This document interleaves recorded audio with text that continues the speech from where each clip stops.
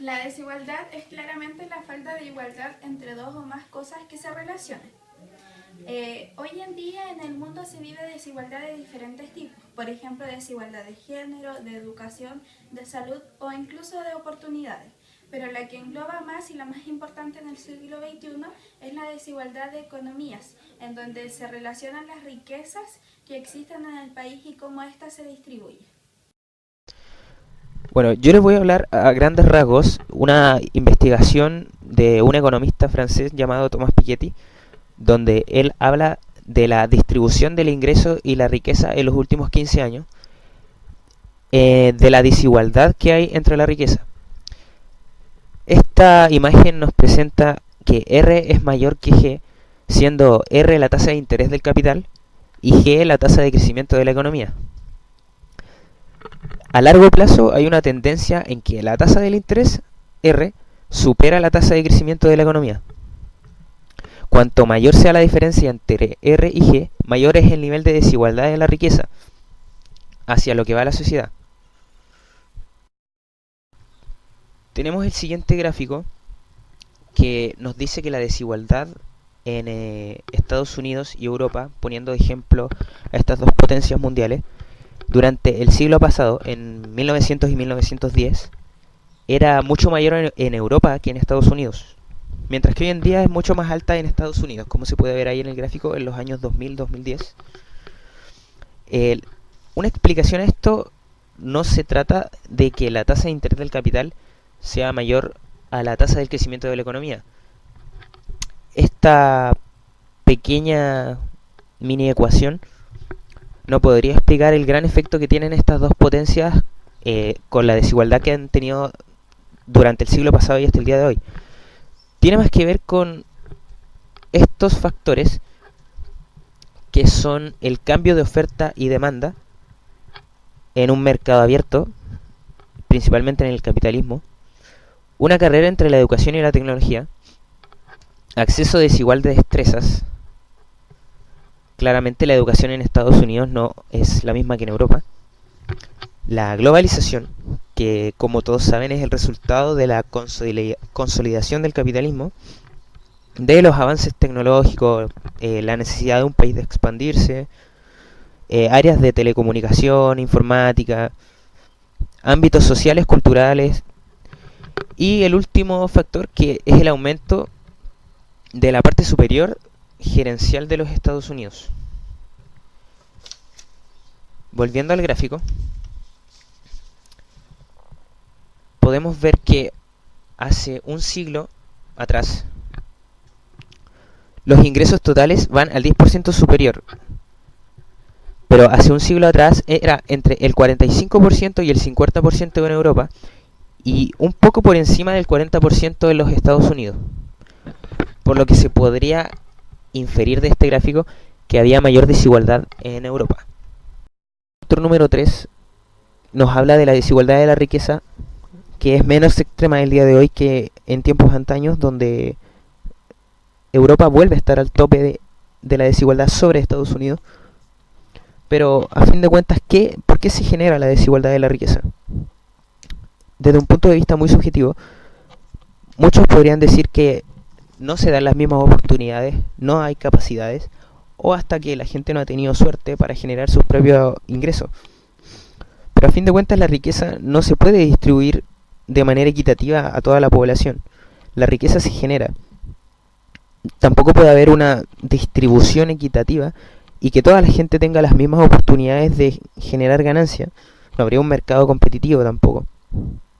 No se puede decir tampoco que el pobre es pobre porque el gobierno no lo apoya, o porque los ricos no le dan dinero, o porque no hay una distribución del ingreso acorde a las necesidades de toda la gente. No se le puede quitar al rico para darle al pobre. ¿Por qué o qué se podría hacer para darle más transparencia al mercado? Tomando en cuenta el punto de vista del economista francés, habla de una transparencia financiera. Se sabe muy poco sobre todas las distribuciones que hay en la riqueza mundial, por lo que se necesita más información bancaria, un registro global de todos los activos financieros y que haya más transparencia en ese sentido. También hay otra forma de la distribución de la riqueza que puede ser un poco más llamativo y un poco más fácil de lograr. La inflación. Claro, para un gobierno podría ser bastante sencillo y tentador imprimir más dinero y repartírselo a la gente de menos recursos para generar un equilibrio en la distribución de las riquezas. Pero estaríamos hablando de unas altas tasas de inflación. También la expropiación. Claro, cuando alguien simplemente es muy rico, lo expropio de sus bienes y se los reparto a la gente más pobre. Pero ahí ya estaríamos hablando de un tema de justicia. En fin, concluyendo, la desigualdad no es un problema. Hasta cierto punto puede ser buena, siempre y cuando dependiendo en el grado en que uno la mire. Se vuelve inútil cuando es demasiado extrema para el crecimiento, pero cuando está en equilibrio puede ser útil para la innovación y el crecimiento de un país. La desigualdad ha existido desde tiempos memorables como lo es en Chile, como por ejemplo en la época de la colonia, en la cual si una persona nacía con pocos recursos, moría con los pocos recursos que tenía. En cambio, si una persona era de la alta sociedad, tenía la posibilidad de seguir aumentando su riqueza, en cambio los pobres no. La desigualdad existente provoca un alto nivel de pobreza y la disminución del crecimiento económico. Con la pobreza tiene una relación directa, ya que si uno aumenta, la otra aumenta también. En cambio, con el crecimiento es indirecta. Empezaremos a hablar sobre la desigualdad de Chile. Como sabemos, Chile tiene una desigualdad similar a Estados Unidos, la cual desencadena un gran desarrollo económico. Del total de la población, se sabe que un 10% posee un ingreso más alto, que es equivalente a $60.000 en promedio, mientras que el resto de la población pertenece al 90% de los ingresos más bajos, siendo el ingreso mínimo de 241.000 pesos. Tanto como en Latinoamérica y en Chile existe una desigualdad muy grande. Según los especialistas, Latinoamérica posee la peor distribución de riqueza, lo que significa que tiene un alto grado de desigualdad. El Banco Interamericano de Desarrollo, o sea, el BID, postula que la desigualdad de Latinoamérica se debe a varios factores, especialmente por la riqueza de recursos naturales, como por ejemplo Chile, que posee alto grado de riqueza en el lado de la minería y de la pesca. Dos métodos importantes para medir la desigualdad es la curva de Lorenz y el coeficiente de Gini, siendo uno de los más importantes el coeficiente de Gini, que ve la distribución de ingresos en una población. Esta va del 0 al 1, siendo el 0 una población con bastante equidad y el 1 una población con bastante desigualdad.